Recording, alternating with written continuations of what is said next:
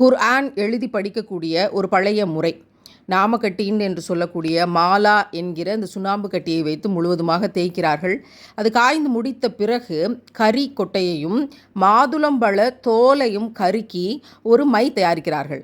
அதை மூங்கில் குச்சியை கலம் என்று சொல்லி அதை பக்குவப்படுத்தி சக்கை பழக்குதல் என்ற முறையில் அதிலிருந்து அந்த மையை தொட்டு இப்படி குரானை எழுதி கொடுத்து பிள்ளைகள் படித்து விட்டு வந்து அதற்கு பிறகு உஸ்தாத் அதை கேட்டு சரி என்று சொன்ன பிறகு மறுபடியும் அளித்து மறுபடியும் எழுதி இப்படியே 8 ஜுசுக்கள் படிக்கப்பட்டிருக்கின்றன. அதுக்கு பிறகு தான் புத்தகத்தை கையில் எடுத்து படிப்பாங்க. 8 ஜுசு வரைக்கும் இப்படி உஸ்தாத்மார்கள் கையிலேயே எழுதி கொடுத்து இந்த மரப்பலகை கலம் மாலா என்று சொல்லக்கூடிய இவற்றோடு படித்த ஒரு தலைமுறை மிக உற்சாகமாக இந்த பலகை வழியாக படித்தார்கள். இந்த பலகையை முடித்துவிட்டு அழித்து முடித்துவிட்டு புதியது எழுதுவது என்பது பெரிய ப்ரமோஷன் போல என்று சொல்றாங்க. அல்ஹம்துலில்லாஹ், எத்தனை கற்பித்தல்.